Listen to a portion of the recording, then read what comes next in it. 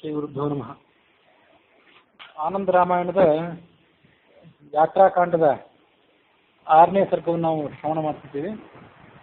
ರಾಮ ತೀರ್ಥಯಾತ್ರಾ ಮುಂದುವರಿಸಿ ಗಯಾ ಕ್ಷೇತ್ರದಲ್ಲಿ ಕೆಲ ಸಮಯ ಇದ್ದು ಅಲ್ಲಿ ಶ್ರಾದ್ದ ತರ್ಪಣ ಇತ್ಯಾದಿಗಳನ್ನು ಮುಗಿಸಿಕೊಂಡು ಆಮೇಲೆ ಅಲ್ಲಿಂದ 3 ತಿಂಗಳಾದ ಬಳಿಕ ಹೊರಟ. ಮಾಸತ್ರಯಂ ಅತಿಕ್ರಮ್ಯ ಗಯಾಯಾಮ್ ರಘುನಂದನ. ಮುಂದೆ ವಿಮಾನವನ್ನೇರಿ ಪೂರ್ವ ದಿಕ್ಕಿಗೆ ಹೊರಟ. ಫಲ್ಗು ನದಿಯ ತೀರದಲ್ಲಿ ರಾಮನ ವಿಮಾನ ನಿಂತ್ಕೊಂಡಿತ್ತಲ್ಲ, ಅದನ್ನು ನಿನ್ನೆ ದಿವಸ ನಾವು ಶ್ರವಣ ಮಾಡಿದ್ವಿ. ನದಿಯ ತೀರದಲ್ಲಿ ವಿಮಾನವನ್ನು ನಿಲ್ಲಿಸಿ ಆ ದೇವಾಲಯ ಇದ್ದ ಪ್ರದೇಶಕ್ಕೆ ಆತ ನಡ್ಕೊಂಡು ಹೋಗಿತ್ತ ಅಂತ ನಾವು ಕಥೆ ಶ್ರವಣ ಮಾಡಿದ್ವಿ. ಎಲ್ಲಿ ವಿಮಾನ ನಿಂತ್ಕೊಂಡಿತ್ತಲ್ಲ ಅದಕ್ಕೆ ರಾಮಗಯ ಅಂತ ಹೀಗೆ ಹೆಸರಿದೆ. ಮತ್ತು ರಾಮೇಶ್ವರ ಅನ್ನುವ ದೇವಾಲಯ, ರಾಮತೀರ್ಥ ಅನ್ನುವ ಒಂದು ತೀರ್ಥನೂ ಕೂಡ ಅಲ್ಲಿ ನಿರ್ಮಾಣ ಆಗಿತ್ತು. ಮುಂದೆ ರಾಮ ಫಲ್ಗು ನದಿ ಮತ್ತು ಗಂಗಾ ನದಿ ಇವೆರಡರ ಸಂಗಮವನ್ನು ತಲುಪಿದ. ಗಯಾ ಕ್ಷೇತ್ರದಿಂದ ಹೊರಗಿರುವಂತಹ ಪ್ರದೇಶ ಅದು. ಅಲ್ಲಿಂದ ಮುಂದೆ ಮುದ್ಗಲ ಋಷಿಯ ನೂತನ ಆಶ್ರಮ, ಹೊಸ ಆಶ್ರಮ, ಅದನ್ನು ತಲುಪಿದ. ಅಲ್ಲಿ ಗಂಗಾ ನದಿ ಉತ್ತರ ದಿಕ್ಕಿಗೆ ಹರಿತದೆ. ತಥೋಗ್ರೆ ಜಾನಕಿ ಗತ್ವ ಭೂಮೌ ದಿವ್ಯಂ ಪ್ರದಾಸ್ಯತಿ. ಆ ಪ್ರದೇಶದಲ್ಲಿ ಒಂದು ಮಹತ್ವ ಇತ್ತು. ಅದೇನೆಂದರೆ, ಮುಂದೊಂದು ಕಾಲದಲ್ಲಿ ಈ ಉತ್ತರಕಾಂಡದ ಕಥೆಯೆಲ್ಲ ಮುಗಿದ ಬಳಿಕ ಸೀತೆ ಅಪವಾದವನ್ನು ಹೊತ್ತು ರಾಮನಿಂದ ದೂರ ಆದ ಮೇಲೆ ವಾಲ್ಮೀಕಿಯ ಆಶ್ರಮದಲ್ಲಿ ಲವಕುಶರನ್ನು ಹೆತ್ತು ಈ ಎಲ್ಲ ಘಟನೆಗಳು ಮುಗಿದ ಮೇಲೆ ಕೊನೆಗೊಂದು ಕಾಲದಲ್ಲಿ ಭೂಮೌ ದಿವ್ಯಂ ಪ್ರದಾಸ್ಯತೆ, ಭೂಮಿಯನ್ನು ಪ್ರವೇಶ ಮಾಡ್ತಾವಲ್ಲ ಅದು ಆ ಪ್ರದೇಶ. ಸಸ್ಯ ದಿವ್ಯ ಸ್ಥಳೇ ರಾಮ ತೀರ್ಥಮಾದೌ ಚಕಾರ. ಆ ಪವಿತ್ರವಾದ ಪ್ರದೇಶ ಏನಿತ್ತು, ಆ ಪವಿತ್ರವಾದ ಪ್ರದೇಶದಲ್ಲಿ ರಾಮ ಮೊದಲೇ ಒಂದು ತೀರ್ಥವನ್ನು, ಒಂದು ಕ್ಷೇತ್ರವನ್ನು ನಿರ್ಮಾಣ ಮಾಡಿದ. ಆ ಘಟನೆ ಆಗೋದು ಇನ್ನೂ ಮುಂದೆ ಇತ್ತು. ಆದರೆ ಆ ಘಟನೆ ಮಹತ್ವವನ್ನು ತಿಳಿದುಕೊಂಡು ಮೊದಲೇ ಅಲ್ಲಿ ಒಂದು ಕ್ಷೇತ್ರವನ್ನು, ಒಂದು ತೀರ್ಥವನ್ನು ನಿರ್ಮಾಣ ಮಾಡಿದ. ತೀರ್ಥ ಮಾಧವ ಚಕಾರ. ಅದೇ ಸ್ಥಳದಲ್ಲಿ ರಾಮ, ಲಕ್ಷ್ಮಣ, ಭರತ, ಶತ್ರುಘ್ನ ಇವರೆಲ್ಲರ ಹೆಸರಿನ ತೀರ್ಥಗಳು ಕೂಡ ಇವೆ. ಮತ್ತು ಸೀತೆನೂ ಕೂಡ ತನ್ನ ಹೆಸರಿನ ಒಂದು ತೀರ್ಥವನ್ನು ನಿರ್ಮಾಣ ಮಾಡಿದ್ಲು. ಸೀತೆಗೂ ಕೂಡ ಮುಂದೆ ಇಂಥ ಒಂದು ಘಟನೆ ಆಗುವುದಿದೆ ಅಂತ ಗೊತ್ತಿತ್ತು. ಮುಂದೆ ರಾಮ ವಿಮಾನವನ್ನೇರಿ ಪ್ರಯಾಣ ಬೆಳೆಸಿದ. ನಾಮ್ನಾ ಪುರಿ ತಥಾ ಗಂಗಾ ಯತ್ರ ಅಸ್ತಿ ಪರಮಾರ್ಥದ. ಗಂಗಾ ಅನ್ನುವ ಹೆಸರಿನ ಒಂದು ನಗರನೇ ಅಲ್ಲಿತ್ತು. ಅದು ಬಹಳ ಪಾವನವಾದ ನಗರ. ಅದನ್ನು ತಲುಪಿದ. ಪರ್ವತೋ ಯತ್ರ ಗಂಗಾಯಾಮಸ್ತಿ ಬಿಲ್ವೇಶ್ವರೋಧಿಕ. ಅದೇ ಪರ್ವತದಲ್ಲಿ ಬಿಲ್ವೇಶ್ವರ ಅನ್ನೋ ಹೆಸರಿನ, ಆ ಗಂಗಾ ನದಿಯ ಸಮೀಪದಲ್ಲಿರುವಂತಹ ಒಂದು ಪರ್ವತದಲ್ಲಿ ಬಿಲ್ವೇಶ್ವರ ಅನ್ನೋ ಹೆಸರಿನ ಭಗವಂತನ ಸನ್ನಿಧಾನನೂ ಇದೆ. ಅದನ್ನು ರಾಮ ಸಂದರ್ಶಿಸಿದ. ಅಲ್ಲಿಂದ ಮುಂದೆ ವೈದ್ಯನಾಥೇಶ್ವರ, ವೈದ್ಯನಾಥ ಅಂತ ಅದನ್ನ ಅರ್ಥ ಮಾಡ್ಕೊಳ್ಬಹುದು. ಅದು ರಾವಣ ನಿರ್ಮಿತ, ರಾವಣ ನಿರ್ಮಾಣ ಮಾಡಿದಂಥ ಸ್ಥಳ. ಅದನ್ನು ಸಂದರ್ಶಿಸಿದ. ಮುಂದೆ ಅಲ್ಲಿಂದ ವಿಮಾನದ ಮೂಲಕ ನಾನಾ ಸ್ಥಳಗಳನ್ನು ಸಂದರ್ಶನ ಮಾಡಿಕೊಂಡು ಭಾಗೀರಥಿ ನದಿಯ ಮತ್ತೊಂದು ಪ್ರದೇಶಕ್ಕೆ ಬಂದ. ಯಯೌ ಭಾಗೀರಥಿ ಮಧ್ಯಾತ್ ಯತ್ರ ಭಿನ್ನಾಸಿತ ಪುನಃ. ಅಲ್ಲೊಂದು ಕಡೆ ಗಂಗಾ ನದಿ 2 ಕವಲಾಗಿ ಹರಿದಿತ್ತು. ಆ ಪ್ರದೇಶವನ್ನು ತಲುಪಿದ. ಅದು ಪ್ರಯಾಗದಿಂದ, ಅಂದರೆ ಈ ಅಲಹಾಬಾದ್ ಏನಿದೆ ಅಲ್ಲಿಂದ ಒಂದು 100 ಯೋಜನ, 100 ಅಥವಾ 900 ಮೈಲು ದೂರ ಇರುವಂತಹ ಪ್ರದೇಶ ಅದು. ಆ ಪ್ರದೇಶವನ್ನು ತಲುಪಿದ. ಅಲ್ಲಿಂದ ಮುಂದೆ ಬಂಗಾಳ ಕೊಲ್ಲಿ ಸಾಗರ ಅಂತ ಇವತ್ತೇನು ಕರ್ಕೋತದೆ, ಪೂರ್ವ ಸಮುದ್ರ, ಅಲ್ಲಿ ಗಂಗಾ ನದಿ 100 ಕವಲಾಗಿ ಹರಿದು ಸಾಗರವನ್ನು ಸೇರುವಂತಹ ಪ್ರದೇಶ ಅದು. ಗಂಗಾ ಸಾಗರ ಅಂತ ಕೂಡ ಅದನ್ನು ಕರೀತಾರೆ.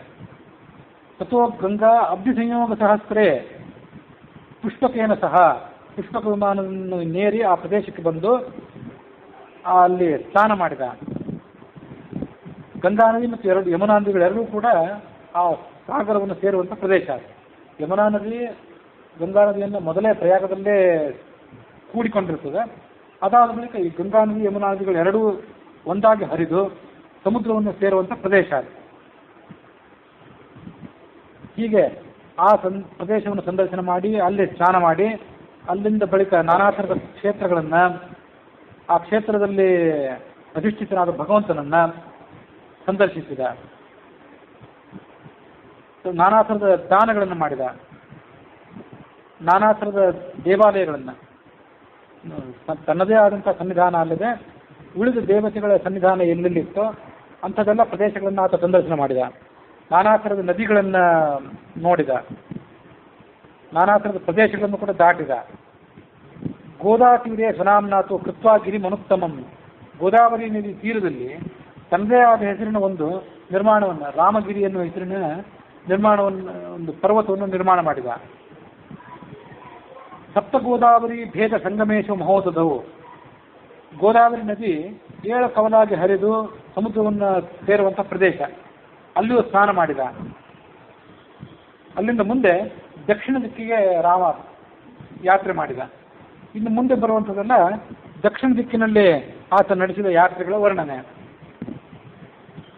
ಪೂರ್ವ ದೇಶದನ್ನ ಬಿಟ್ಟು ಹೊರಡೋದಕ್ಕಿಂತ ಮೊದಲು ಆ ಪೂರ್ವ ದೇಶದಲ್ಲಿ ಯಾವ್ಯಾವ ಸಾಮಂತ ರಾಜರಿದ್ರು, ಅಧೀನ ರಾಜರಿದ್ರು, ಅವರ ಮಾನ ಸನ್ಮಾನಗಳನ್ನು ಸ್ವೀಕಾರ ಮಾಡಿ, ಅವರ ಪೂಜೆಯನ್ನು ಸ್ವೀಕಾರ ಮಾಡಿ, ಅವರಿಂದ ಕರವನ್ನು ಸ್ವೀಕಾರ ಮಾಡಿದ. ಅಧೀನ ರಾಜರಾದ್ರಿಂದ ಅವರ ಕಡೆಯಿಂದ ಕರ ಸ್ವೀಕಾರ ಮಾಡಿದ. ಮುಂದೆ ಅಲ್ಲಿಂದ ಪ್ರಯಾಣ ಬೆಳೆಸಿದ. ಶ್ರೀರಾಮೋ ಯಾಮ್ಯ ದಿಗ್ಧಾನಿ ದಕ್ಷಿಣಾಭಿಮುಖೋ ಯಯೌ ಏವಂ ಪ್ರೋಕ್ತ ಪೂರ್ವ ದೇಶ ಯಾತ್ರಾ ರಾಮೇಣ ಯಾಕೃತ. ರಾಮನ ತೀರ್ಥಯಾತ್ರೆಯ ಅಂಗವಾಗಿ ಇದು ಪೂರ್ವ ದಿಕ್ಕಿನ ಯಾತ್ರೆ ಮೊದಲಾಗಿ ಆತ ಮಾಡಿತ್ತು. ಅಲ್ಲಿಗೆ ಇತಿ ಶ್ರೀಮದ್ ಆನಂದ ರಾಮಾಯಣ ಯಾತ್ರಾಕಾಂಡೆ ಪೂರ್ವದೇಶ ತೀರ್ಥ ಯಾತ್ರಾ ವರ್ಣನಂ ನಾಮ ಷಷ್ಠ ಸರ್ಗ, 6ನೇ ಸರ್ಗ ಅಲ್ಲಿ ಸಮಾಪ್ತ ಆಯಿತು. ಇನ್ನು ಮುಂದೆ ಪೂರ್ವ ಅಂದರೆ ದಕ್ಷಿಣ ದಿಕ್ಕಿನ ಯಾತ್ರೆಗಳ ವರ್ಣನೆ. ಮತ್ಸ್ಯತೀರ್ಥ ಅನ್ನುವ ಒಂದು ತೀರ್ಥವನ್ನು ದಾಟಿದ.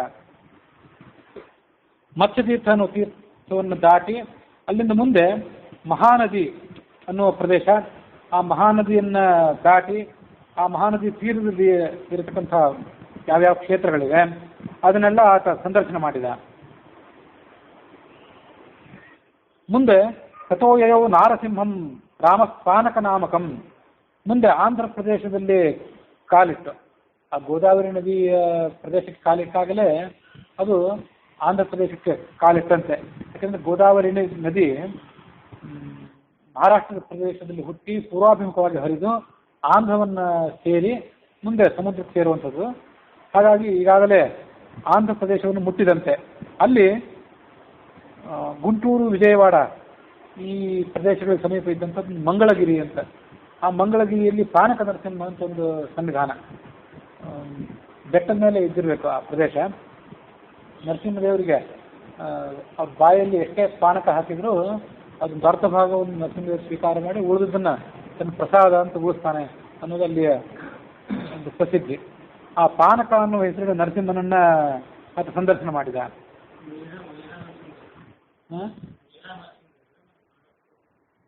ಅದೇನು ಇದು ಇದು ಆಂಧ್ರ ಪ್ರದೇಶದ್ದು ಪಾನಕ ನರಸಿಂಹ ಅಂತ ಹೇಳ್ತಾರೆ. ವಿಜಯವಾಡ, ಗುಂಟೂರು ಅಲ್ಲಿರುವಂಥ ಪ್ರದೇಶ ಅದು. ಇಲ್ಲಿ ಮತ್ಸ್ಯತೀರ್ಥ ಮತ್ತು ಮಹಾನದಿ ಇದೆರಡರ ವಿವರಗಳನ್ನು ತಿಳ್ಕೊಳ್ಳೋದು ಸ್ವಲ್ಪ ಉಳಿತು. ಅದನ್ನು ಮತ್ತೊಂದ್ಸರಿ ಯಾವಾಗ ತಿಳ್ಕೊಂಡು ಹೇಳ್ತೇನೆ. ಇದು ಈ ಪಾನಕ ನರಸಿಂಹ. ಅಲ್ಲಿಂದ ಮುಂದೆ ಕೃಷ್ಣಾಬ್ಧಿ ಸಂಗಮೆ, ಕೃಷ್ಣಾ ನದಿ ಸಮುದ್ರವನ್ನು ಸೇರುವಂಥ ಪ್ರದೇಶ. ಅಲ್ಲಿ ಬಂದು ಸ್ನಾನ ಮಾಡಿ ನಾನಾ ಥರದ ದಾನಗಳನ್ನೆಲ್ಲ ಮಾಡಿದ. ಮುಂದೆ ಯಯೌ ಶ್ರೀಶೈಲ ಪರ್ವತಂ, ಶ್ರೀಶೈಲ ಪರ್ವತಕ್ಕೆ ಬಂದು ಅಲ್ಲಿ ನೀಲಗಂಗಾಯಾಮ್, ಅಲ್ಲಿರುವಂಥ ನದಿಗೆ ನೀಲಗಂಗಾ ಅಂತ ಹೆಸರು, ಅದನ್ನು ಸಂದರ್ಶನ ಮಾಡಿದ. ದೃಷ್ಟ್ವಾ ಶ್ರೀ ಮಲ್ಲಿಕಾರ್ಜುನಂ, ಶ್ರೀಶೈಲದ ಅಧಿಪತಿಯಾದಂಥ ಮಲ್ಲಿಕಾರ್ಜುನನನ್ನ ಸಂದರ್ಶನ ಮಾಡಿದ. ಅಲ್ಲಿ ನೀಲಗಂಗಾ ಅಂತ ಏನು ನದಿ ಇದೆಯಲ್ಲ, ಅದೇನು ಪ್ರತ್ಯೇಕವಾದ ನದಿ ಅಲ್ಲ, ಅದು ಕೃಷ್ಣಾ ನದಿಗೇನೆ ನೀಲಗಂಗಾ ಅಂತ ಆ ಸ್ಥಳೀಯ ಹೆಸರಷ್ಟೇ. ಅದನ್ನು ಆನಂದ ರಾಮಾಯಣ ಸ್ಪಷ್ಟವಾಗಿ ಹೇಳ್ತದೆ. ತತ್ರೈವ ಕೃಷ್ಣ ಸಾಜ್ಞೇಯ ನೀಲಗಂಗೇತಿ ನಾಮತಃ. ಆ ಶ್ರೀಶೈಲದ ಶಿಖರ ಏನಿದೆ, ಪರ್ವತದ ಶಿಖರ, ಅದಕ್ಕೆ ಎಂಥ ಪ್ರಸಿದ್ಧಿ ಅಂದರೆ ಶ್ರೀಶೈಲ ಶಿಖರಂ ದೃಷ್ಟ ಪುನರ್ಜನ್ಮ ನ ವಿದ್ಯತೆ ಅಂತ, ಮತ್ತೊಂದು ಜನ್ಮ ಇಲ್ಲ ಅಷ್ಟು ಶ್ರೀಶೈಲ ಶಿಖರವನ್ನು ನೋಡಿದರೆ. ಅಂಥ ಪ್ರಸಿದ್ಧಿ ಇದ್ದದ್ದು ಆ ಕ್ಷೇತ್ರ, ಅದನ್ನು ನೋಡಿದ. ಮುಂದೆ ಅಲ್ಲಿಂದ ಬ್ರಹ್ಮಕುಂಡ ಅಂತ ಒಂದು ಜಾಗ ಇದೆ. ಆ ಬ್ರಹ್ಮಕುಂಡ ಅಂತ ಜಾಗಕ್ಕೆ ಬಂದು ಅಲ್ಲಿಂದ ಮುಂದೆ ಕೆಲವು ಕ್ಷೇತ್ರಗಳನ್ನು ದರ್ಶನ ಮಾಡಿದ. ಭೀಮಕುಂಡ, ನಿವೃತ್ತಿ ಸಂಗಮ ಇತ್ಯಾದಿ ಕ್ಷೇತ್ರಗಳನ್ನು ಕೆಲವನ್ನು ಆತ ದರ್ಶನ ಮಾಡಿದ. ಭೀಮಕುಂಡ, ನಿವೃತ್ತಿ ಸಂಗಮ, ತುಂಗಭದ್ರಾ ಸಂಗಮ ಇತ್ಯಾದಿ ಪುಣ್ಯಕ್ಷೇತ್ರಗಳನ್ನು ಅವನು ಸಂದರ್ಶನ ಮಾಡಿದ. ಅಲ್ಲಿ ಆ ನಿವೃತ್ತಿ ಸಂಗಮ ಅಂತ ಏನಿದೆ ಅದಕ್ಕೆ ಸಂಬಂಧಪಟ್ಟಂತೆ ಇದೊಂದು ಮಾಹಿತಿ. ಕೆಲವು ನದಿಗಳ ಸಂಗಮ ಅಂತ, 7 ನದಿಗಳ ಸಂಗಮ, ಕೃಷ್ಣ, ತುಂಗಾ ಇತ್ಯಾದಿಗಳ ಅವು ಪ್ರಧಾನ ನದಿಗಳಲ್ಲಿ. ಅಲ್ಲಿ ಒಂದು ನರಸಿಂಹನ ದೇವಾಲಯ ಇತ್ತು. ನಾನಾ ಕಾರಣಗಳಿಂದಾಗಿ ಆ ನರಸಿಂಹನ ದೇವಾಲಯವನ್ನು ಇವತ್ತಿನ ಕರ್ನೂಲಿಗೆ ಸ್ಥಳಾಂತರ ಮಾಡಿದರು. ಅಲ್ಲದೆ ಸತ್ಯನಿಧಿ ತೀರ್ಥರು ಅಂತ ಉತ್ತರಾದಿ ಮಠದ ಮಠಾಧೀಶರಾಗಿದ್ದರು, ಅವರ ವೃಂದಾವನ ಕೂಡ ಇತ್ತು, ಅದನ್ನು ಅಲ್ಲಿಂದ ಸ್ಥಳಾಂತರ ಮಾಡಿದರು ಅಂತ ಅಲ್ಲಿಗೆ ಸಂಬಂಧಪಟ್ಟಂಥವ್ರು ಕೆಲವರು ನನಗೆ ಮಾಹಿತಿ ತಿಳಿಸಿದರು. ಕರ್ನೂಲಿನಿಂದ ಇದು ಸುಮಾರು 40 ಕಿಲೋಮೀಟರ್ ಆಗ್ಬೋದು ಇವತ್ತಿನ ಲೆಕ್ಕದಲ್ಲಿ. ಆದರೆ ಅಲ್ಲಿರುವಂಥ ನರಸಿಂಹ ದೇವಾಲಯ ಮತ್ತು ಸತ್ಯನಿಧಿ ಸ್ವಾಮಿಗಳ ವೃಂದಾವನವನ್ನು ಸ್ಥಳಾಂತರ ಮಾಡಿದ್ರು ಕೂಡ ಇವತ್ತಿಗೂ ಅಲ್ಲಿ ಭೀಮಲಿಂಗ ಅಂತ ಭೀಮಸೇನ ದೇವ ಸ್ಥಾಪನೆ ಮಾಡಿದ್ದು ಅಂತ ಈಗೇನೋ ಅದನ್ನು ಹೇಳ್ತಾರೆ. ಅಲ್ಲಿ ಅದೊಂದು ಮಾತ್ರ ಅಲ್ಲೇ ಉಳಿದಿದೆ, ಆ ಸ್ಥಳದ ಮಹಿಮೆಯ ಪ್ರತೀಕವಾಗಿ. ಉಳಿದನ್ನೆಲ್ಲ ಅಲ್ಲಿಂದ ಸ್ಥಳಾಂತರ ಮಾಡಿದ್ದಾರೆ. ಅದಕ್ಕೆ ನಿವೃತ್ತಿ ಸಂಗಮ ಅಂತ ಹೆಸರು. ಇಲ್ಲಿ ಈ ಮಹಾನದಿ ಅಂತ ಒಂದು 2 ಕಡೆ ಬಂತು. ಈ 7ನೇ ಸರ್ಗದ ಆರಂಭದಲ್ಲೇ ಮಹಾನದಿ ಅಂತ ಒಂದು ಕಡೆ ಬಂತು. ಅದಾದಮೇಲೆ ಭೀಮಕುಂಡೆ ಸ್ನಾತ್ವ ನಿವೃತ್ತಿ ಸಂಗಮೆ, ತುಂಗಭದ್ರಾ ಸಂಗಮೆ, ಮಹಾನದಿ ಸರೋವರೆ ಅಂತ ಹೀಗೆ ಬಂತು. ಈ 2 ಕಡೆ ಮಹಾನದಿ ಅಂತ ಏನು ಬಂತಲ್ಲ, ಆ ಮಹಾನದಿಗೆ ಸಂಬಂಧಪಟ್ಟಂತೆ ಇದೊಂದು ಮಾಹಿತಿ. ಅಲ್ಲಿ ರುದ್ರದೇವರು ಇದ್ದಾರಂತೆ. ಈಶ್ವರ ಲಿಂಗದ ರೂಪದಲ್ಲಿ ಇಲ್ಲ ಅಂತ, ಅದು ಸ್ವಲ್ಪ ವಿಶಿಷ್ಟವಾಗಿತ್ತು. ಅಲ್ಲಿ ಸ್ಥಳೀಕರು ಹೇಳಿದ್ದು ಹುತ್ತದ ರೂಪದಲ್ಲಿ ಈಶ್ವರ ಇದ್ದಾನಂತಲ್ಲಿ. ಅವನ ಮೇಲೆ ಆಕಳು, ಒಂದು ಹಸು ತನ್ನ ಕೆತ್ತಿನಿಂದ ಹಾಲನ್ನು ಸುರಿದು ಆತನಿಗೆ ಸೇವೆ ಮಾಡಿತ್ತಂತೆ ಹಿಂದೊಂದು ಕಾಲದಲ್ಲಿ. ಆ ಹುತ್ತದ ರೂಪದಲ್ಲಿ ಈಶ್ವರ ಏನಿದ್ದಾನೆ ಅಲ್ಲಿಂದ ನೀರು ಹೊರಗೆ ಹರಿದು ಅದು ಸುಮಾರು ಸುತ್ತಮುತ್ತಲಿನ 20 ಊರುಗಳಿಗೆ ಕೃಷಿಗೆ ಮತ್ತು ಊರಿನ ಬಳಕೆಗೆ ಸಾಕಾಗುವಂಥ ನೀರನ್ನೆಲ್ಲ ಪೂರೈಕೆ ಮಾಡ್ತದೆ. ಸುತ್ತಮುತ್ತಲಲ್ಲಿ ನೀರಿಲ್ಲ, ಆದರೆ ಅಲ್ಲಿ ಮಾತ್ರ ಅಷ್ಟು ನೀರಿನ ಅನುಕೂಲ. ಅದನ್ನು ಮಹಾನದಿ ಸರೋವರ. ನದಿ ಅಂದರೆ ನದಿನೇ ಇರ್ಲಿಕ್ಕಿಲ್ಲ, ಅದು ಸರೋವರ ಅಂತ ಹೇಳ್ತಾರೆ ಇವರು. ಹೀಗೆ ಅದು ಮಹಾನದಿ ಸರೋವರ ಅಂತಲೇ ಇದೆ ಈ ಆನಂದ ರಾಮಾಯಣದ 7ನೇ ಸರ್ಗದ ಯಾತ್ರಾಕಾಂಡದ 7ನೇ ಸರ್ಗದ 6ನೇ ಶ್ಲೋಕದಲ್ಲಿ. ಮುಂದೆ ವಿಗಾಶ್ಯ ಭವನಾಶಿನ್ಯಾಂ, ಭವನಾಶಿನಿ ನದಿಯನ್ನು ಆತ ನೋಡಿದ ಅಂತ ಈಗ ವರ್ಣನೆ ಇದೆ. ಆ ಭವನಾಶಿನಿ ಅಂತಂದರೆ ಅದು ಶ್ರೀಶೈಲಕ್ಕೆ ಸಂಬಂಧಪಟ್ಟಿದ್ದ. ಇವೆಲ್ಲ ಕ್ಷೇತ್ರಗಳೇನೆಂದರೆ ಸುತ್ತಮುತ್ತಲಿರುವಂಥ ಕ್ಷೇತ್ರಗಳೇ. ಒಂದ್ಸರಿ ಶ್ರೀಶೈಲಕ್ಕೆ ಈಗಾಗಲೇ ಹೋಗಿ ಬಂದ ಅಂತ ಬಂತು, ಮತ್ತೆ ಭವನಾಶಿನಿಗೆ ಬಂದ ಅಂತ ಬಂತು. ಸುತ್ತಮುತ್ತಲಿರುವಂಥ ಕ್ಷೇತ್ರಗಳನ್ನು ತನ್ನ ಅನುಕೂಲಕ್ಕನುಸಾರವಾಗಿ ಆತ ದರ್ಶನ ಮಾಡ್ತಾ ಸಂಚಾರ ಮಾಡಿದಾಗ ಕೆಲವೊಂದು ಹಿಂದೆ ಮುಂದೆ ಆಗಿರ್ಬೋದು, ವರ್ಣನೆ ಹಿಂದೆ ಮುಂದೆ ಆಗಿರ್ಬೋದು ಆತ ಕ್ರಮವಾಗಿ ಮಾಡಿದ್ರು, ಅಥವಾ ಆತನೇ ತನ್ನ ಅನುಕೂಲಕ್ಕನುಸಾರವಾಗಿ ಅದನ್ನು ಹಿಂದೆ ಮುಂದೆ ದರ್ಶನ ಮಾಡಿರ್ಬೋದು. ಹೀಗೆ ಎರಡೂ ಕೂಡ ಅಲ್ಲಿದ್ದಿರ್ಬೋದು ಅಂತ ನಾವು ತಿಳ್ಕೊಳ್ಬೇಕು. ಅದಾದ ಬಳಿಕ ಇರುವಂಥದ್ದೊಂದು ಏನಂದರೆ ಅಹೋಬಲ ಕ್ಷೇತ್ರ. ಅಹೋಬಲ ಕ್ಷೇತ್ರಕ್ಕೆ ಅವನು ಹೋಗಿದ್ರ ವರ್ಣನೆ ಇದೆ. ದೃಷ್ಟಾಹಿ ಅಹೋಬಲಂ, ಅಹೋಬಲ ನರಸಿಂಹಕ್ಕೆ ಅಹೋಬಲಂ ಅಂತ ಅವನನ್ನ ವಾದಿರಾಜರು ಒಂದು ಕಡೆ ವರ್ಣನೆ ಮಾಡ್ತಾರೆ. ಅಹೋಬಲ ಕ್ಷೇತ್ರದಲ್ಲಿರುವಂಥ ನರಸಿಂಹ ಏನಿದ್ದಾನೆ ಅವನ ಬಲ ಎಂಥದ್ದು, ಎಷ್ಟು ಅದ್ಭುತವಾದದ್ದು ಅಂತ ವಾದಿರಾಜರು ಅದನ್ನು ಒಂದು ಕಡೆ ವರ್ಣನೆ ಮಾಡ್ತಾರೆ. ಅದು ಹೀಗಿದೆ, ಆ ಅಹೋಬಲದಲ್ಲಿ ಸುಮಾರು 9 ನರಸಿಂಹಗಳು, ಸುಮಾರಲ್ಲ 9 ನರಸಿಂಹನ ಸನ್ನಿಧಾನಗಳು ಅಲ್ಲಿವೆ. ಅದರಲ್ಲಿ ಒಂದು ಕೆಳಗಿದೆ ಅಂತೆ, ಇನ್ನು ಉಳಿದೆಲ್ಲ 8 ಮೇಲಿದೆ ಅಂತೆ. ಗುಹೆಯಲ್ಲಿ ಒಂದಿದೆ, ಇನ್ನು ಉಳಿದಿದ್ದೆಲ್ಲ ಸುತ್ತಮುತ್ತಲಿನ ಪರ್ವತಗಳಲ್ಲಿ. ಭಾಳ ದೂರ ಇಲ್ಲ, ಅವು ಸಮೀಪದ ಪರ್ವತಗಳೇ. ಆದರೆ ಪ್ರತಿಯೊಂದು ಪರ್ವತವನ್ನು ಕೂಡ 1000-2000 ಮೆಟ್ಟಿಲುಗಳನ್ನು ಏರಿ ಹೋಗಬೇಕಾದಂಥ ಪ್ರದೇಶ. ಹೀಗೆ 9 ನರಸಿಂಹನ ಸನ್ನಿಧಾನಗಳು ಅಲ್ಲಿವೆ ಅಂತ ಅಲ್ಲಿ ಪ್ರದೇಶದಲ್ಲಿರುವಂಥವರು ತಿಳಿಸಿದ್ದು ನನಗೆ. ಅಹೋಬಲ ನರಸಿಂಹ ಅದು ಒಂದರಲ್ಲಿ ಸ್ತಂಭಕ್ಕೆ ಪ್ರದಕ್ಷಿಣೆ ಮಾಡಬೇಕು ಅಂತಿದೆ. ಆ ಸ್ತಂಭದಿಂದಲೇ ನರಸಿಂಹ ಉದ್ಭವಿಸಿ ಪ್ರಹ್ಲಾದನ ರಕ್ಷಣೆ ಮಾಡಿದ್ದು, ಹಿರಣ್ಯಕಶಿಪುವನ್ನು ತೆಗೆದು ಹಾಕಿದ್ದು ಅಂತ ವರ್ಣನೆ. ಹೀಗೆ ನಾರಸಿಂಹಂ ತಥೋನತ್ವ ಕೃತ್ವ ಸ್ತಂಭ ಪ್ರದಕ್ಷಿಣಾ, ನರಸಿಂಹದೇವರಿಗೂ ನಮಸ್ಕಾರ ಮಾಡಿದ ಮತ್ತು ಆ ಸ್ತಂಭಕ್ಕೂ ಕೂಡ ಪ್ರದಕ್ಷಿಣೆ ಹಾಕಿದ ಅಂತಿದೆ. ಇವತ್ತು ಕೂಡ ಆ ಸ್ತಂಭಕ್ಕೆ ಅವರು ಅಲ್ಲಿದ್ದಂಥವರು ಪ್ರದಕ್ಷಿಣೆ ಹಾಕಿ ತಮ್ಮ ಸೇವೆಯನ್ನು ಅಲ್ಲಿ ಸಲ್ಲಿಸುವಂಥದ್ದು ಒಂದು ವರ್ಣನೆ ಇದೆ.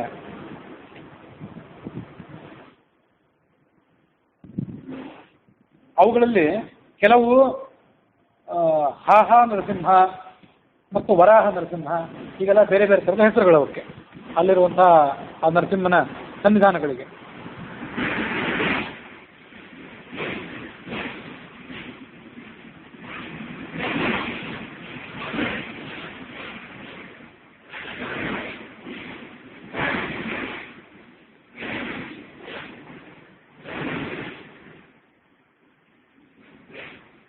ಹೀಗೆ ಅಹೋಬಲದ್ದಾದ ಮೇಲೆ ಅಲ್ಲಿಂದ ಮುಂದೆ ಆತ ಪುಷ್ಪಗಿರಿಗೆ ಬಂದ. ಅಹೋಬಲ ಅಂದರೆ ತಮಿಳುನಾಡಿನಲ್ಲಿರುವಂಥ ಇದು ಆಂಧ್ರ ಮೇಲೆ ಅಹೋಬಲ ಅಂದರೆ ಆಂಧ್ರ. ಅಲ್ಲಿಂದ ಮುಂದೆ ಪುಷ್ಪಗಿರಿ. ಆ ಪುಷ್ಪಗಿರಿ ಅಂದರೆ ಕಡಪಾದ ಸಮೀಪ ಇರುವಂಥ ಪ್ರದೇಶ ಅದು. ಅಲ್ಲಿ ಶಂಕರಾಚಾರ್ಯರ ಒಂದು ಪೀಠ ಇದೆ, ಬಹಳ ಪ್ರಸಿದ್ಧವಾದಂಥ ಪೀಠ. ಅಲ್ಲಿರುವಂಥ ಸುತ್ತಮುತ್ತಲಿರುವಂಥ ಬ್ರಾಹ್ಮಣರು ಮತ್ತು ಉಳಿದವರೆಲ್ಲ ಆ ಪೀಠದ ಶಿಷ್ಯರು ಅಂತ ಈಗ ಅದನ್ನು ವರ್ಣನೆ ಮಾಡ್ತಾರೆ. ಗತ್ವಾ ಪುಷ್ಪಗಿರವು ತತ್ರ ಪಿನಾಕಿ ಅವಗಾಹಿತ. ಅಲ್ಲಿ ಸಮೀಪದಲ್ಲಿ ಪಿನಾಕಿ ಅಂತ ನದಿ ಇದೆ, ಅಲ್ಲೂ ಕೂಡ ಅವಗಾಹನ ಮಾಡಿದ.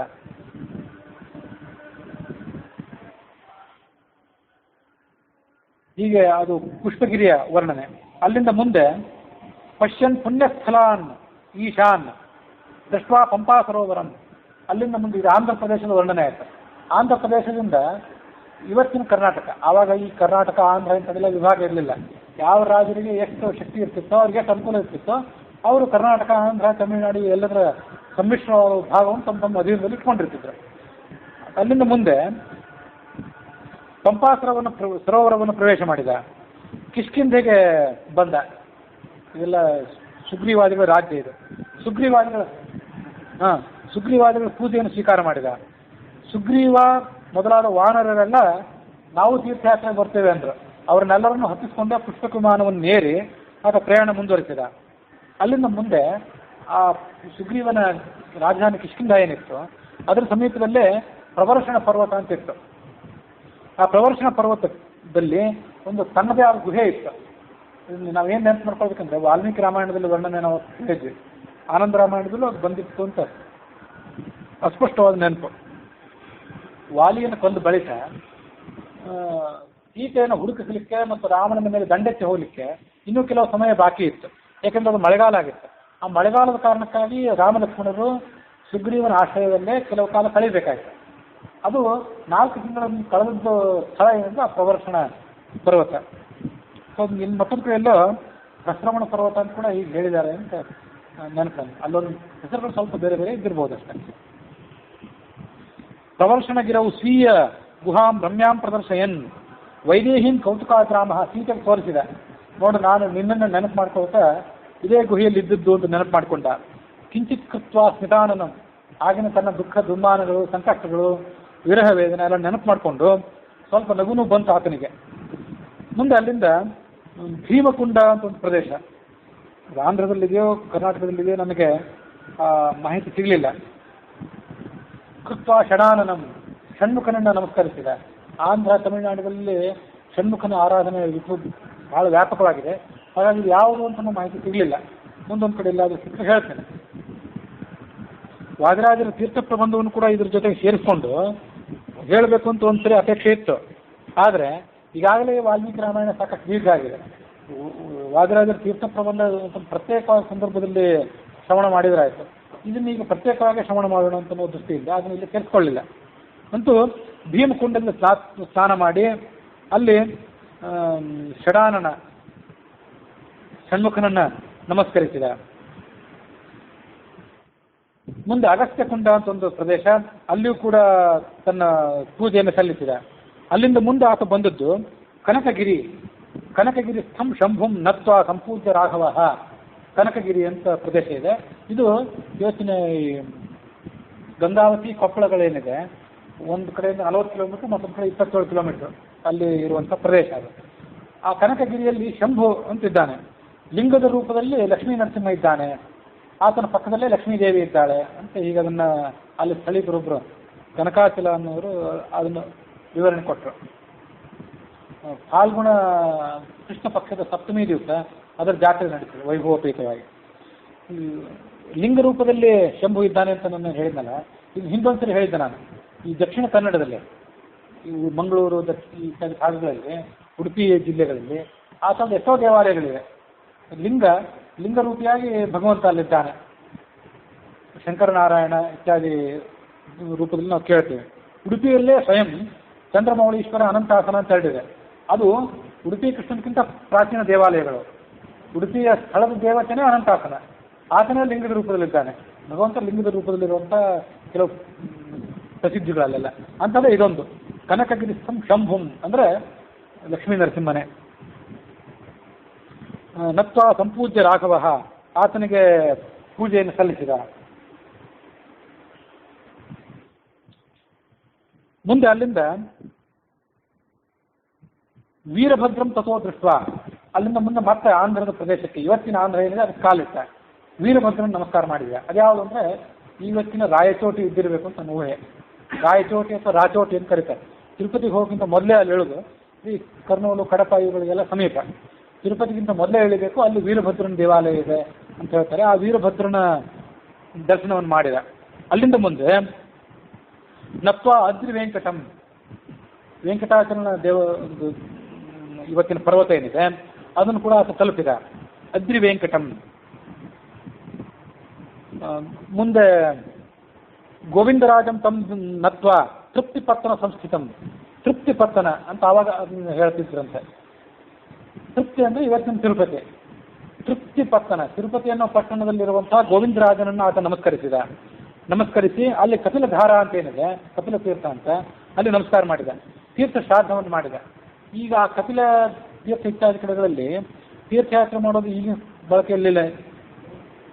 ಈಗೂ ಈ ಗಯಾ ಕರ್ಕೊಂಡು ಹೋಗ್ತಾರೆ, ಅದನ್ನೆಲ್ಲ ತೋರಿಸ್ತಾರೆ. ಕಪಿಲ ಧಾರಾದಲ್ಲಿ ತೀರ್ಥ ಶ್ರಾದ್ದ ಇತ್ಯಾದಿಗಳನ್ನು ಮಾಡಿದ. ಅಲ್ಲಿಂದ ಮುಂದೆ ಶೇಷಾಚಲವನ್ನು ದರ್ಶನ ಮಾಡಿದ. ಶೇಷಾಚಲ ಅಂದ್ರೆ ಮೇಲಿನ ಪರ್ವತ, ತಿರುಮಲ ಅಂತ ಏನಿದೆ, ಆ ಮೇಲಿನ ಪರ್ವತಕ್ಕೆ ತಿರುಮಲ ಅಂತದ್ದು, ಅಥವಾ ತಿರುಮಲೈ ಮೂರ್ತಿ ಅದಲ್ಲ ಅಲ್ಲಿ. ಅದೇ ನಾವು ವಾಲ್ಮೀಕಿ ರಾಮಾಯಣದಲ್ಲಿ ಇದನ್ನೆಲ್ಲ ಕೇಳೋದಿಲ್ಲ. ಆದರೆ ಎಷ್ಟೋ ಊರುಗಳಲ್ಲಿ, ಕರ್ನಾಟಕ, ಆಂಧ್ರ, ತಮಿಳುನಾಡು ಇತ್ಯಾದಿ ಮತ್ತು ಮಹಾರಾಷ್ಟ್ರ ಎಷ್ಟೋ ಊರುಗಳಲ್ಲಿ ಇಲ್ಲಿ ರಾಮ ಸೀತೆಯರು ಭೇಟಿ ಕೊಟ್ಟಿದ್ರು, ಲಕ್ಷ್ಮಣ ಭೇಟಿ ಕೊಟ್ಟಿದ್ದ ಅಂತ ನಾವು ಕೇಳ್ತೀವಿ. ಎಲ್ಲ ಕಡೆ ತನ್ನ ಮೂರ್ತಿಗಳನ್ನು ತನ್ನ ಹೆಸರಿನ ತೀರ್ಥವನ್ನೆಲ್ಲ ಸ್ಥಾಪನೆ ಮಾಡಿದ ಅಂತ ಬಂತಲ್ಲ. ಒಟ್ಟಾರೆ 4 ಜನ ಸಹೋದರರು, ಸೀತೆ ಮತ್ತು ಷಷ್ಠ ಮಂಜಲಿ ಪುತ್ರಸ್ಯ ಅಂತ ನಿನ್ನೆ ಬಂತು. ಈಗ ಎಲ್ಲ ಕಡೆ ಅದನ್ನು ಮಾಡಿದ್ದ. ಸ್ನಾಪ್ತ ಪುಷ್ಕರಣಿ ಜಲೆ, ಆ ಪುಷ್ಕರಣಿ ಸ್ವಾಮಿ ಪುಷ್ಕರಣಿ ಅಂತೇನಿತ್ತು ಅಲ್ಲಿ ಸ್ನಾನ ಮಾಡಿದ. ವೆಂಕಟೇಶನ್ ಪೂಜಯಿತ್ವ, ವೆಂಕಟೇಶನನ್ನು ಕೂಡ ಅಲ್ಲಿ ನಮಸ್ಕರಿಸಿದ ಅಂತಿದೆ. ವೆಂಕಟೇಶ ಆವಾಗ ಅಲ್ಲಿ ಇದ್ನ ಅಂತ ಒಂದು ಪ್ರಶ್ನೆ. ಯಾಕೆಂದರೆ ಪರಶುರಾಮ ಅವತಾರ, ರಾಮಾವತಾರ, ಕೃಷ್ಣಾವತಾರ ಎಲ್ಲ ಆದ ಬಳಿಕ ವೆಂಕಟೇಶನ ಅವತಾರ ಆಗಿತ್ತು. ವೆಂಕಟೇಶನ ಅವತಾರ ಆಗಿದ್ದು ಈಗ ಒಂದು 5000 ವರ್ಷ 4000 ವರ್ಷದ ಹಿಂದೆ, ಕೃಷ್ಣಾವತಾರ ಆದ ಬಳಿಕ. ಈ ರಾಮಾವತಾರ ಅಂದರೆ ಇದು 24ನೇ ತ್ರೇತಾಯುಗದಲ್ಲಾಗಿತ್ತು. ಇದು 28ನೇ ಮಹಾಯುಗ ಈಗ ನಡೆದಿದೆ. 28ನೇ ಮಹಾಯುಗದಲ್ಲಿ ದ್ವಾಪರ ಕಳೆದು ಈಗ ಕಲಿಯುಗ ನಡೆದಿದೆ. ಹಾಗಾಗಿ ಆ ವೆಂಕಟೇಶ ಅಲ್ಲಿ ಆವಾಗಿದ್ದನ ಅಂತ ಒಂದು ಪ್ರಶ್ನೆ. ಅದಕ್ಕೆ ವಿಶ್ವನಂದನ ಶ್ರೀಪಾದರು ಏನು ಹೇಳ್ತಾರಂದ್ರೆ, ಈ ಆನಂದ ರಾಮಾಯಣ ಇತ್ಯಾದಿಗಳನ್ನು ಅವ್ರು ಪ್ರಚಾರಪಡಿಸಿದಂತೆ ಆಶ್ಚರ್ಯ ಅವ್ರ ಹೆಸರು ಹೇಳಿದ್ದೆ ನಾನು. ಅವರೇನು ಹೇಳ್ತಾರಂದ್ರೆ, ವೆಂಕಟೇಶ ಆವಾಗಿಂದ ಕೇಳ್ಬೋದು, ಆದರೆ ಭಾವಿ ಸನ್ನಿಧಾನ ಇನ್ನು ಮುಂದೆ ಅಲ್ಲಿ ವೆಂಕಟೇಶ ಬಂದು ನೆಲೆಸ್ತಾನೆ ಅನ್ನೋ ಒಂದು ಗ್ರಹಿಕೆಯಿಂದ ಅದನ್ನು ಪೂಜೆ ಮಾಡಿದ ಅಂತ ಅರ್ಥ ಮಾಡ್ಕೊಳ್ಳೋದು. ಇದನ್ನು ಗಮನಿಸ್ಬೇಕೆಲ್ಲರೂ. ಯಾಕೆಂದರೆ ಮುಂದೆ ಏನು ಬರೋದಿದೆ, ಇದೇ ರಾಮ ಉಡುಪಿಗೆ ಕೂಡ ಬಂದ ಅಂತಿದೆ. ಉಡುಪಿಗೆ ಬಂದು ಅಲ್ಲಿ ಕೃಷ್ಣನನ್ನು ನಮಸ್ಕಾರ ಮಾಡಿದ ಅಂತಿದೆ.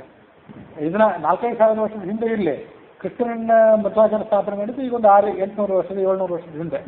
ಕೃಷ್ಣನನ್ನು ಹೇಗೆ ನಮಸ್ಕರಿಸಿದ ಅಂದರೆ, ಮುಂದೆ ಅಲ್ಲಿ ಒಂದು ಸನ್ನಿಧಾನ ಬರೋದಿದೆ ಅನ್ನೋ ಭಾವನೆಯಿಂದ ಅದಕ್ಕೆ ಮೊದಲೇ ಪೂಜೆ ಸಲ್ಲಿಸಿದ ಅಂತ ನಾವು ತಿಳ್ಕೊಳ್ಬೇಕು. ಇನ್ನು ಯಾಕೆ ಹೀಗೆ ತಿಳ್ಕೊಳ್ಬೇಕು ಅಂತಂದರೆ, ಈಗಾಗಲೇ ನಾವು ಅದನ್ನೊಂದು ಕಡೆ ನೋಡಿದ್ವಿ.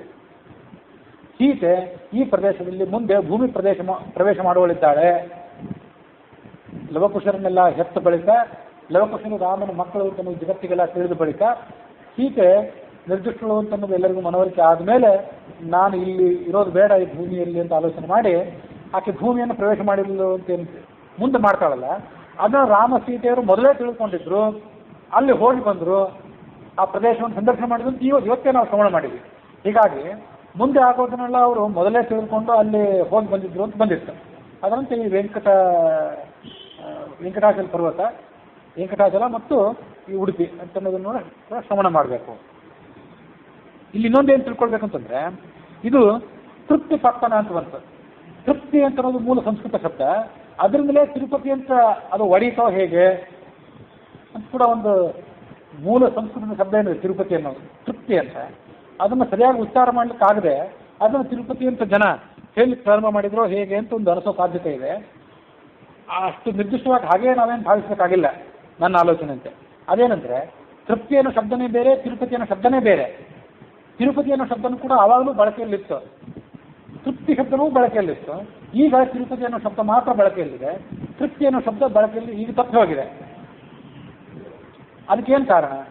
ತಿರುಪತಿ ತಿರುಮಲ ಎಲ್ಲರಿಗೂ ಗೊತ್ತಿದ್ದೇ ಇದೆ. ತಿರುಪತಿ ಅಂದರೆ ಇದು ಕೆಳಗಿರುವಂಥ ಪ್ರದೇಶ, ತಿರುಮಲ ಅದಂದ್ರೆ ಮೇಲಿರುವಂಥ ಪ್ರದೇಶ. ಅದು ಮಲ ಅಂದರೆ ಮಲೈ, ತಿರುಮಲೈ. ಮಲೈ ಅಂದರೆ ತಮಿಳು, ಆಮೇಲೆ ಮಲಯಾಳ ಇತ್ಯಾದಿ ಭಾಷೆಗಳಲ್ಲಿ ಮತ್ತು ತೆಲುಗು ಭಾಷೆಯಲ್ಲೂ ಕೂಡ ಇದ್ದಿರಬಹುದು. ಮಲೈ ಅಂದರೆ ಪರ್ವತ, ಅದಕ್ಕಾಗಿ ತಿರುಮಲೈ, ಅದನ್ನೇ ತಿರುಮಲ ಅಂತ ಆಮೇಲೆ ಹೇಳುವ ಬಳಕೆಯಲ್ಲಿ ಬಂತು. ಅಲ್ಲಿ ಈ ತಮಿಳು, ಮಲಯಾಳ ಮತ್ತು ತೆಲುಗು ಭಾಷೆಗಳಲ್ಲಿ ಇದ್ದಿರಬೇಕು, ತೆಲುಗು ಕೂಡ ಇದ್ದಿರಬೇಕು. ತಮಿಳಿನಲ್ಲಂತೂ ನಿಶ್ಚಿತ. ತಿರು ಅನ್ನೋ ಶಬ್ದಕ್ಕೆ ಶ್ರೀ ಅಂತ ಅರ್ಥ. ಹಾಗಾಗಿ ತಿರುಮಲೈ ಅಥವಾ ತಿರುಮಲ ಅಂತಂದರೆ ಶ್ರೀ ಪರ್ವತ ಅಂತ ಅರ್ಥ. ಅದು ಹಾಗೆ ಅರ್ಥ ಮಾಡಲಿಕ್ಕೆ ದಾಸರ ಹಾಡಿನ ಒಂದು ಸಮರ್ಥನೆ ಕೂಡ ಇದೆ. 7 ನಾರಾಯಣನೇ, 7 ಲಕ್ಷ್ಮೀ ರಮಣ, 7 ಶ್ರೀಗಿರಿಯೊಡೆಯ ಅಂತ ಹೇಳ್ತಾರಲ್ಲ, ಅಲ್ಲಿ ಶ್ರೀಗಿರಿ, ಶ್ರೀಗಿರಿನೇ ತಿರುಮಲೈ ಅಥವಾ ತಿರುಮಲ. ಹಾಗಾಗಿ ಅದು ಆಗಿನ ಕಾಲದಲ್ಲಿ ಶ್ರೀಗಿರಿ ಅಂತ ಕರ್ಕೊಳ್ತಿತ್ತು. ಮತ್ತು ನಮಗೆ ಈಗಾಗಲೇ ಗೊತ್ತಿರುವಂತೆ ಅದನ್ನ ಒಂದು ಕಾಲದಲ್ಲಿ ಅಂಜನಾಚಲ, ಮತ್ತೊಂದು ಕಡೆ ಶೇಷಾಚಲ, ಮತ್ತೊಂದು ಕಡೆ ವೃಷಭಾಚಲ, ಮತ್ತೊಂದು ಕಡೆ ವೆಂಕಟಾಚಲ, ಹೀಗೆ ನಾನಾ ಥರದ ಹೆಸರುಗಳಿಂದ ಅದನ್ನು ಕರೀತಾರೆ. ಒಂದೊಂದು ಯುಗದಲ್ಲಿ ಒಂದೊಂದು ಹೆಸರಿಂದ ಅದನ್ನು ಕರೀತಾರೆ ಅಂತ ಕೂಡ ವೆಂಕಟರಮಣನ ಪುರಾಣ ಕೇಳಿದವರೆಲ್ಲರೂ ಗೊತ್ತಿದ್ದೇ ಇದೆ. 7 ಗುಡ್ಡ 7 ಹೆಸರು, ಅದು ಸರಿ. 4 ಹೆಸರುಗಳು ಒಂದೊಂದು ಯುಗಕ್ಕೆ ಒಂದೊಂದು. ಇದಲ್ಲದೆ ಇನ್ನೂ 20 ಹೆಸರುಗಳಿವೆ, 20 ಪ್ರಧಾನವಾದಂಥ ಹೆಸರುಗಳಿವೆ ಅಂತೇಳಿ ಹರಿದಾಸರು ಕಂಡ ವೆಂಕಟಾಚಲ ನಿಲಯ ಅಂತ ಒಂದು ಗ್ರಂಥ ಪ್ರಹ್ಲಾದಾಚಾರ್ಯನವರು ಅದನ್ನು ರಚನೆ ಮಾಡಿದ್ದು. ಅದರಲ್ಲಿ ಮೊನ್ನೆ 20 ಹೆಸರುಗಳನ್ನು ನೋಡಿದೆ. ಆ 20 ಹೆಸರುಗಳೆಲ್ಲ ನನ್ನ ದಾಖಲೆಯಲ್ಲಿದೆ, ಹೇಳಲಿಕ್ಕೆ ಇವತ್ತು ತಲೆಯಲ್ಲಿಲ್ಲ. 20 ಹೆಸರುಗಳು ಇದೆ, 7 ಹೆಸರುಗಳು ಪ್ರಧಾನ, ಅದರಲ್ಲಿ ಮತ್ತೆ 4 ಹೆಸರುಗಳು ಮಾತ್ರ ನಮಗೆ ಇವತ್ತು ಗೊತ್ತಿರುವಂಥದ್ದು.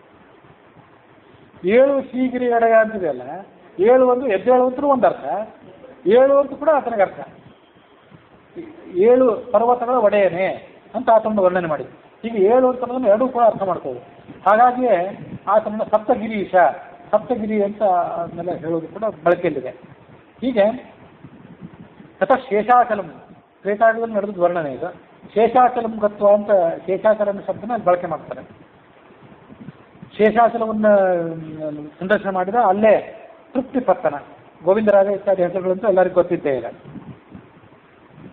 ಮುಂದೆ ಅಲ್ಲಿಂದ ಸುವರ್ಣ ಮುಖರಿ ತೀರ ಸಂಸ್ಥಂ ಶ್ರೀಕಾಳಹಸ್ತಿನಂ, ಕಾಳಹಸ್ತೀಶ್ವರ, ಇದು ಕೂಡ ಎಲ್ಲರಿಗೂ ಗೊತ್ತಿದೆ. ಅಲ್ಲಿ ಸುವರ್ಣ ಮುಖರಿ ಅಥವಾ ಸುವರ್ಣ ಮುಖಹರಿ ಅಂತ ಅದನ್ನು ಸಂಸ್ಕೃತದಲ್ಲಿ ಹೇಳ್ತಾರೆ. ಅದನ್ನ ರಾಮ ಸಂದರ್ಶನ ಮಾಡಿದ. ಅಲ್ಲಿ ಕಾಳಹಸ್ತೀಶ್ವರನನ್ನು ಪೂಜೆ ಮಾಡಿ ಮುಂದೆ ಕಾಂಚೀನಗರವನ್ನು ತಲುಪಿದ. ಕಾಂಚೀನಗರ ಎಂಥದ್ದು ಅಂದರೆ ಅದು ಶಿವ ಹರಿಪ್ರಿಯಾಂ, ಶಿವನಿಗೂ ಪ್ರೀತಿ ಪಾತ್ರವಾದದ್ದು ಮತ್ತು ಹರಿಗೂ ಕೂಡ ಪ್ರೀತಿ ಪಾತ್ರವಾದದ್ದು ಅಂತ ಕಾಂಚಿಯನ್ನು ಆತ ದರ್ಶನ ಮಾಡಿದ.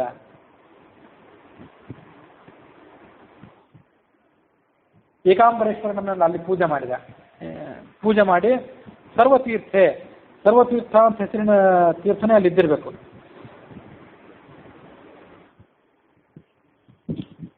ಅಲ್ಲಿ ಸರ್ವತೀರ್ಥ ಅಂತ ಹೇಳಿದೆಯೋ ಅಥವಾ ಎಲ್ಲ ತೀರ್ಥಗಳು ಅಂತ ಅದನ್ನ ಅರ್ಥ ಮಾಡ್ಕೋಬೇಕು ಅಂತ ಸ್ವಲ್ಪ ಗೊಂದಲಕ್ಕೆ ಕಾರಣ ಆಗ್ತದೆ. ಅದನ್ನ ಪ್ರತಿಯೊಂದು ಸಣ್ಣ ಸಣ್ಣ ವಿವರನೆಲ್ಲ ಕೇಳಲಿಕ್ಕೆ ಕೆಲಸ ನೆನಪಾಗಲಿಲ್ಲ.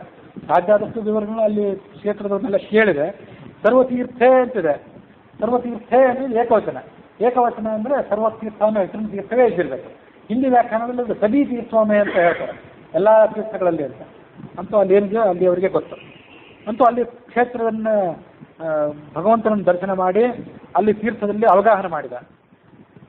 ಮತ್ತು ಕಂಚಿಯ ಕಾಮಾಕ್ಷಿ ಏನಿದ್ದಾಳೆ ಅಂಬಿಕಾಂ, ಆಕೆ ಅಂಬಿಕಾ ಅನ್ನುವ ಹೆಸರಿನವಳು, ಅವಳನ್ನು ಕೂಡ ದರ್ಶನ ಮಾಡಿದ.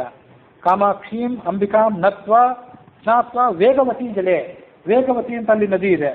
ಆ ವೇಗವತಿ ನದಿಯಲ್ಲಿ ಆತ ಸ್ನಾನ ಮಾಡಿದ.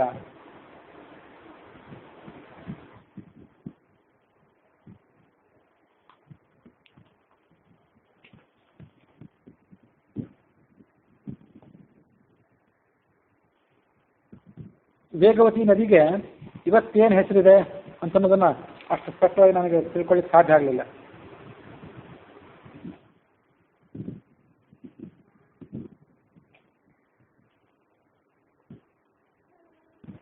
ಇರಲಿ, ಅಂತೂ ಆ ವೇಗವತಿ ನದಿಯಲ್ಲಿ ಸ್ನಾನ ಮಾಡಿದ. ಮುಂದೆ ಅಲ್ಲಿಂದ ಕಂಚಿಯ ವರದರಾಜ ಸ್ವಾಮಿ, ಆತನ ನಮಸ್ಕಾರ ಮಾಡಿದ. ನಪ್ಪ ವರವರಾಜಂ ಚ